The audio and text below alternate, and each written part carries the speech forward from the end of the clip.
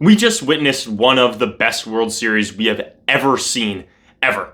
So let's talk about it. Welcome back to Good Sports For You, where we are talking about good sports for you. And today, we are finally talking about the 2025 World Series. I'm sorry I've been a little bit late on this. I've been traveling, doing all those things. As you can see, I'm back in the normal setup. For those of you who are new, this is what I'm normally set up in. And for those of you who have been here a while, you already know that. So I appreciate that. Make sure to like, comment, subscribe, do all those things that you got to do. And I appreciate it so much. So let's hop right into it. So this, like I said, was one of the best World Series we've ever seen. I mean, it's the best World Series in recent memory, I'd say, since 2016. It was the first Game 7 since 2019, although 2019 did not have as many close games. There was also 2017 went in 7 games, but 2017 had the trash can, so that's kind of all tainted, doesn't look as good in hindsight. And honestly, this was just a better series when you go through it one by one. But I'll give 2016 as the best World Series in recent memory just because Game 7 broke the curse and it was an insane back and forth game. Also had extra innings, just like an insane series. But this series was so good, and it had so many monumental moments, and I want to talk about it so bad. So basically what we're going to do is we're just going to go through game by game. We're going to talk about all the amazing things that happened, and then we're going to wrap it up with why this series was so good. So to start off Game 1, I mean, it was in Toronto. The atmosphere was absolutely electric. You had Blake Snell on the bump going against Trey Savage, and I mean, the highlight of that game specifically was the Addison Barger pinch hit grand slam that blew the game open in a game that Toronto ended up winning 11-4. That was the first pinch hit grand slam in World Series history. I mean, it was absolutely electric. So you already got this feeling after Game 1 that you were like, this is going to be like such a good series. Also, I would like to note, it set the tone early because everyone, including myself, was saying that this series was going to be David versus Goliath. It's the Dodgers who have all this money and the superstars. They got Ohtani, they got Betts, they got Freeman, they got Yamamoto, they got Will Smith, they got everyone against the Blue Jays, who are just this rough and tumble team, But they also have a very high payroll, so it's like not that much David and Goliath. But a lot of people, like I said, myself included, said at the most this series is going to go 5 or 6 games. Right after Game 1, you could tell that was not going to be the case. You could tell that this was going to be an absolute dogfight. The Blue Jays were doing what they do best, and that's just hit and hit and hit. And like I said, Addison Barger, that pinch hit grand slam, the first one we've ever seen in the World Series, was absolutely electric to get this series off to a flying start. And then in Game 2, you had Yoshinobu Yamamoto, who has just been so good in this postseason, and he only got better in the World Series. I mean, after Game 1, you were like, wow, we got humiliated, we got destroyed, we need something to go our way, and Yamamoto gives you a complete game when it matters the most, when you're on the road. One of the best pitching performances I've ever seen. He looked so good, especially as you got down throughout the game. He only got stronger. He looked absolutely incredible. Gausman, on the other hand, was looking extremely sharp too, but then he gave up some key home runs, and after that, it spelled the end of him for that game. And then the Blue Jays lost Game 2. The Dodgers picked up a huge victory in Game 2 because you can't go down 2-0 in the World Series. And Yamamoto, this was, for the middle of the series, this was as do or die as you can get. To go down 2-0 is absolutely brutal. So Yamamoto, to deliver such a huge game when it mattered most, on the road, huge game. And then you go to Game 3, which was the game. I mean, that was one of the best games I've ever seen with my own 2 eyes. It went 18 innings. I watched the entire time. I had to catch a flight the next day, but I was basically like, you know what? I was already in the 11th or 12th. I was like, I might as well stay up the whole entire time, and I did, and I'm so glad I did. I mean, it was just absolutely incredible. Ohtani did what Ohtani does best, and that is get on base and score. He had 2 doubles, 2 home runs. He went 4 for 4. He's the first player with 4 extra base hits in the World Series since 1905. And then he got on base 9 times. The previous record for getting on base in the World Series, or just the postseason in general, was 6, and he did it 9 times. And I know he got intentionally walked a lot, and I get that. But also, that's because he was hitting the ball so well. You're not going to intentionally walk a guy if he's not hitting the ball well. He deserved those intentional walks, although I will say I got fed up with it very soon, and I do think that they need to make some sort of change. I've heard people say basically after you do it twice to a pitcher, or to a batter, I should say, once a guy gets intentionally walked twice, the next one should count as a double or something like that. And I get that, but also I have issues with it. And if you're going to intentionally walk him, that's valid. And I mean, his last at-bat or plate appearance, I should say, wasn't an intentional walk, but it was kind of like one of those intentional walks where they didn't really give him anything to hit. And I mean, he was basically going to get on base. But regardless of how you slice it, 9 times on base is absurd. And we've literally never seen anything close to it. And he earned it because he had 2 home runs and he had 2 doubles and he was so good. And then on the pitching side of things, I mean, it was really like, we need everything. Eric Lauer was out there chucking. Eric Lauer, I love Eric Lauer, but to get so many innings in such a meaningful playoff game in the World Series, I mean, Eric Lauer, come on, man. But then on the Dodgers side of things, you had Clayton Kershaw coming out, top of the 12th inning, bases loaded, 2 outs. That was absolutely electric. It was one of the greatest things I'd ever seen. I was like, hands on my head, like, oh my gosh, Kershaw's coming in for a guy whose whole entire career has been like, he's one of the best regular season pitchers ever, but he can't get it done in the playoffs. For him to come in such a pivotal moment and get that huge out to propel the game into the 13th inning was absolutely huge and like one of the best things that I've ever seen. And then you had Will Klein. Will Klein, this guy that I had never even heard of, pitch 4 scoreless innings of relief. It doesn't get any better than that. I looked at it because I was like, surely, like, he's never pitched this much in the major leagues ever. Not only has he never pitched this much in the major leagues ever, he's never pitched this much in his entire professional career ever. He's only pitched 3 innings in his whole entire professional career, minor leagues, major leagues, in a single game. And he did it in the World Series to get the win.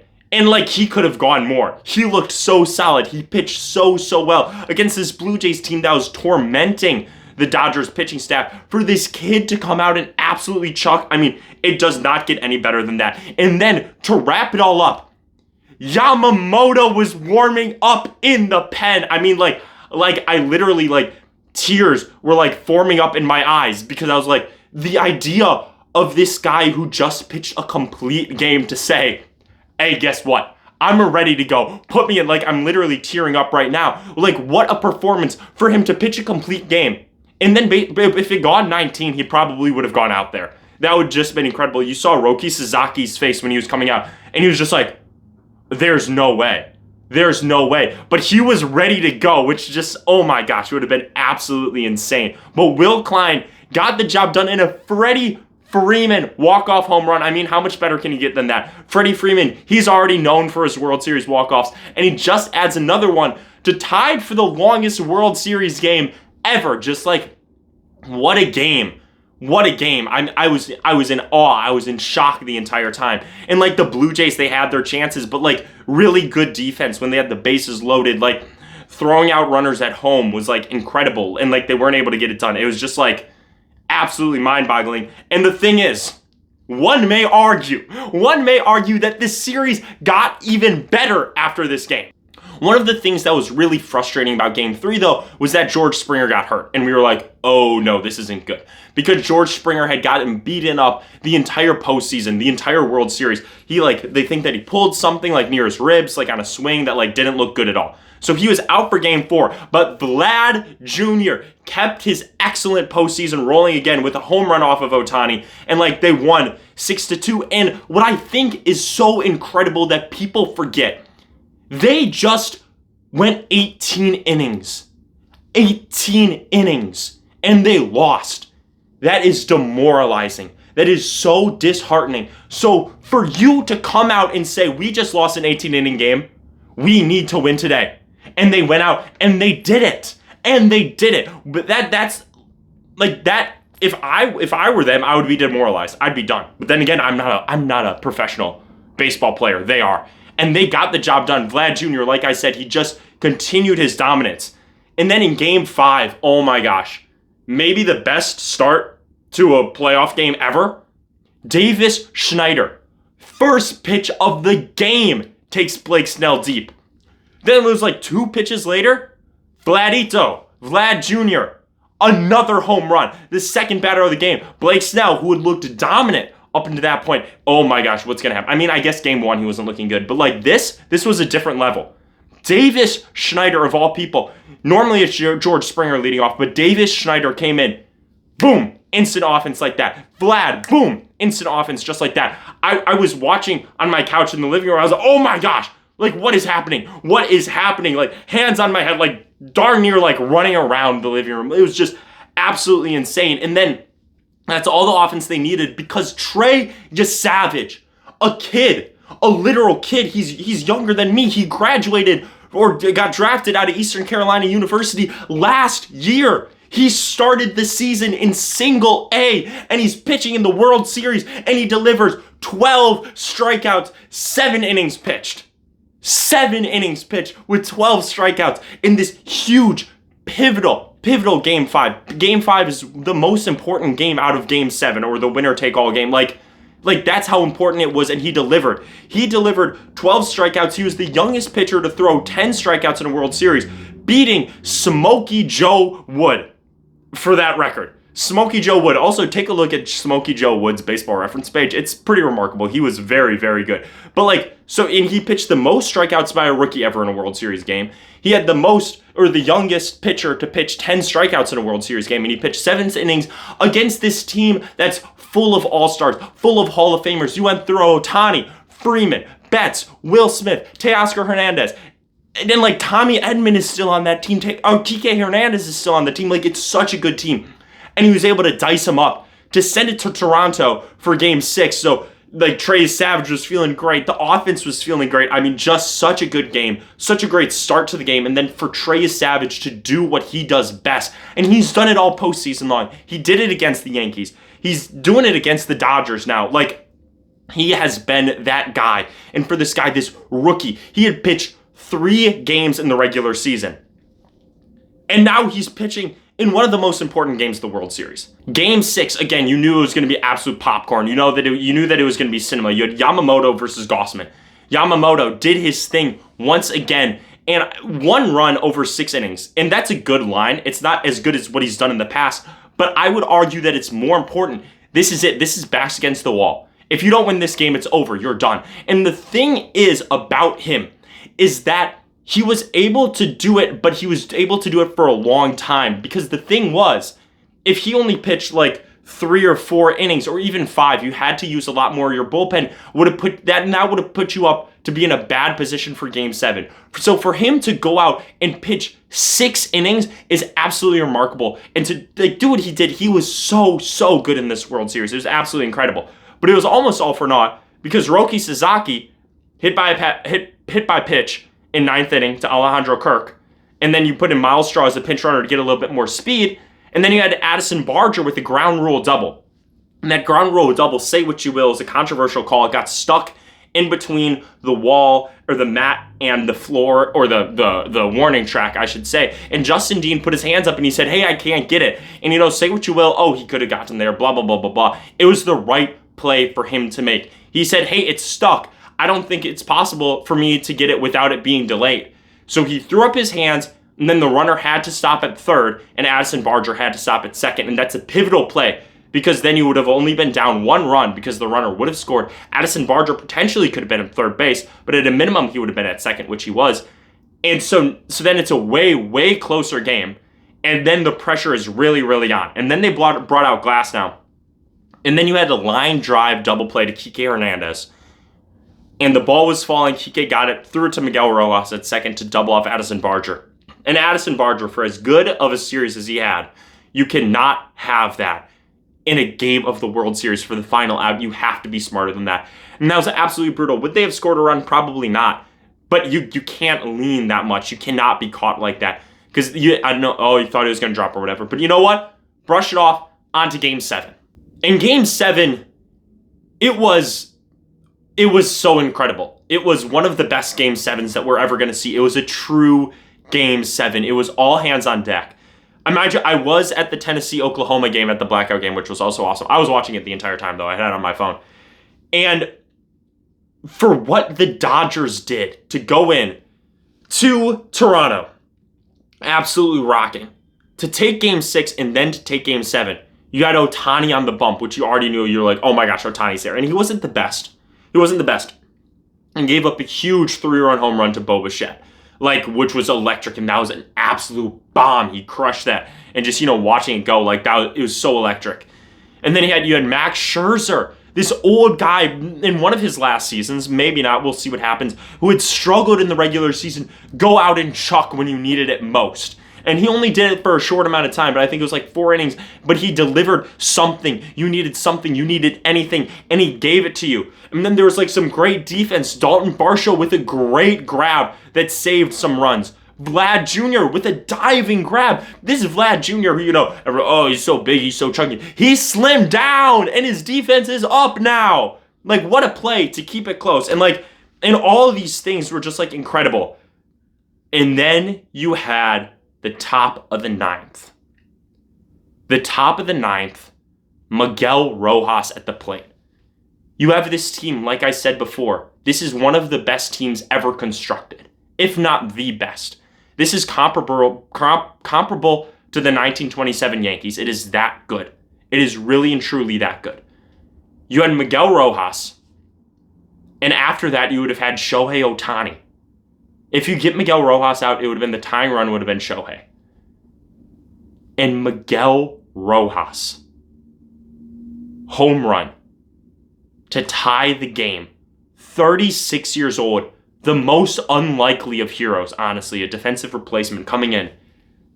One of the biggest moments ever in postseason history. And he delivered it. And it wasn't a little wall scraper. That was destroyed. And it was absolutely electric. I couldn't believe it. I was in awe. For like the 5th time this World Series, hands on my head. Didn't know even what was happening. It was so crazy. Like Miguel Rojas. This guy who it's like utility guy, old guy, meant to be a clubhouse guy, honestly. He's not the guy that you expect in these huge pivotal moments. And it's storybook. It really is. I'm getting goosebumps on my skin right now because that's how good it was. Because you had this team of players, like I said, that from top to bottom were so incredible. You have at least 3 guaranteed first ballot Hall of Famers in Mookie Betts, Freddie Freeman, and Shohei Ohtani. You have guys that could be on the track to be in the Hall of Fame, like Will Smith. You have multiple time All-Stars like Teoscar Hernandez. You had other guys who've just been great their whole entire career, like Tommy Edman, Andy Pages. You have guys who've been incredibly clutch in the postseason their entire career, like Kike Hernandez. And none of those guys did it except for Miguel Rojas. Miguel Rojas. I mean, it was absurd. It was absurd. It was so good. And then you go to the bottom of the 9th inning. Snell got into some trouble. Vlad hit one to dead center, and it just came up short. And when it left the bat, I mean, obviously, it was short. But off the bat, I was like, oh my gosh, he's done it. And what a storybook ending it would have been for Vlad Jr., who's had one of the best postseasons that we've ever seen, to come up and have the walk-off home run in Game 7. That would have been absolutely storybook, but he wasn't able to do it. But then the bases got loaded, and Yamamoto was in, and he hit batter to load the bases. And some huge defensive plays, again, by Miguel Rojas to keep the game tied, and go into extra innings. And again, Yamamoto, he just pitched 6 innings in Game 6. He just pitched a complete game in Game 2. He pitched a complete game in the last series. He is running on fumes, but he said, this is it. This is everything that we need right now, and he came out and he chucked. Like, oh my gosh, it's so phenomenal. It's like Greek, like mythology levels of coolness, honestly, to have Miguel Rojas hit the home run, and then Yamamoto, who's been your guy this entire playoffs, come out and say, I'm ready to give my everything because it's Game 7 and this is it. Oh my gosh, it was so cool. It was amazing. Like, it was genuinely phenomenal. Like seriously, like the script writers in Hollywood and on Broadway couldn't have written something better. This was just so amazing. And then, like, the Dodgers had guys on and they weren't able to get it across. And then the top of the 11th inning, Will Smith home run to take the lead. And then you go to the bottom of the 11th, a Vlad Jr. leadoff double. And again, if Vlad Jr. can score to be the tying run, how incredible would that be? You bunt him over to third. Addison Barger walks, runners on the corners, 1 out. Alejandro Kirk. And he bounces into a double play on a broken bat. And Yamamoto takes the win. Again, his third win of the World Series. It doesn't get any better than that. It really and truly doesn't. Like, how lucky we were to have experienced such greatness. Really and truly, like, that's all I can say about this postseason and this playoff, specifically in this World Series. Like, I know I'm a Brewers fan, and I wish it was the Brewers and not the Dodgers, obviously. But how lucky we were to have experienced that game. And I want to talk about specifically some pieces. Vlad Jr. had one of the best postseasons we're ever going to see. He batted .397 with a 1.289 OPS. Absolutely phenomenal. He only struck out 7 times in 89 plate appearances. He had 8 home runs. Ernie Clement had 30 hits in this postseason, the most ever. Ernie Clement. He batted .411 with a .977 OPS. He struck out 5 times in 77 plate appearances. And I feel bad for Ernie Clement because he's just a guy. He had a great year. He really did. And he gave everything he had, and it wasn't enough. And that is like, it's like you see other teams like the Brewers this year. They didn't give everything they had. They didn't. They just didn't. Ernie Clement gave everything. He left it all out on the field. Same with Vlad Jr. He gave everything he had. Same with Trey Savage, 12 strikeouts in one game. He started 5 games in this playoffs after he'd only pitched in 3 games before this. He gave everything he had. Bo Bichette came back from 8 injury.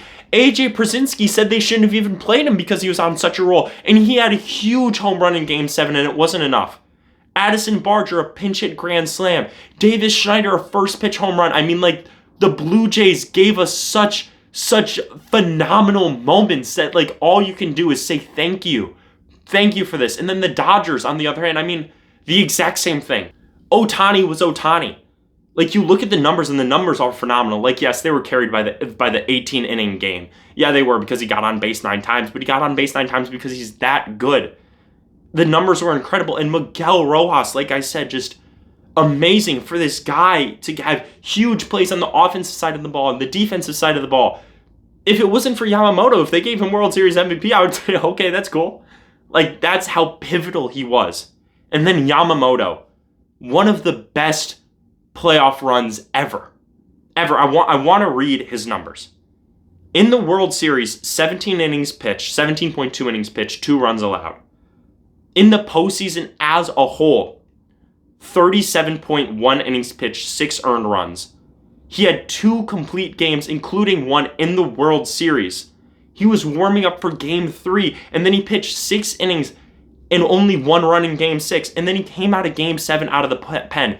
And obviously there's going to be a comparison to Madison Bumgarner in 2014 when he pitched 21 innings in the World Series, 1 run allowed. And he came in for a 5-inning save in Game 7 after he pitched a complete game in Game 5. And so obviously, like I said, there's a comparison of who was better. And it's so tough because on the one hand, Bumgarner pitched like quantifiably better. He pitched more innings, he gave up less runs.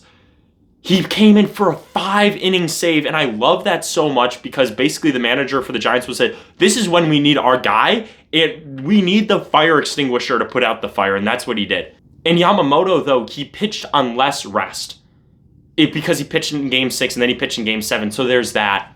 But it's like splitting hairs, but regardless, like, appreciate the greatness you just saw with Yamamoto. He pitched one of the best postseasons you're ever going to see.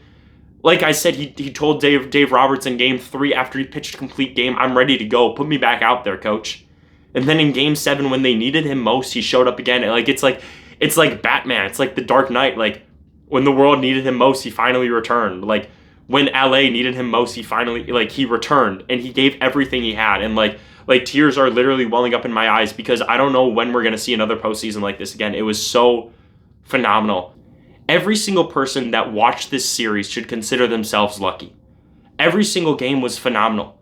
Game 1, Addison Barger, a pinch hit grand slam. Game 2, Yamamoto complete game.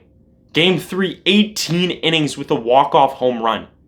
Game 4, bouncing back from losing an 18-inning game to take the win. Game 5, first pitch home run by Davis Schneider. Game 6, backs against the wall, Yamamoto delivers 6 innings of relief and then some calls when the Blue Jays almost had it. And then in Game 7, it went extra innings and Yamamoto came out of the pen again. We should all consider ourselves lucky to have witnessed such a historical series. It was so phenomenal, and every single baseball fan should appreciate it. And I know some people have animosity towards the Dodgers because, oh, they have this big payroll. Put it aside for a moment and appreciate greatness, because that is exactly what we saw. It was greatness, and I want everyone to appreciate that. That's everything that I want this channel to be. This was good sports, and it was good sports for you, and it was good sports for everyone. I had a great time talking to you. I hope you had a great time listening. Congratulations to the Dodgers. Congratulations to the Blue Jays for making this the best World Series that I remember since at least 2016. So thank you so much. And thank you for watching. Make sure to like, comment, subscribe, do all those things, and I appreciate you so much. And I'm out. Peace.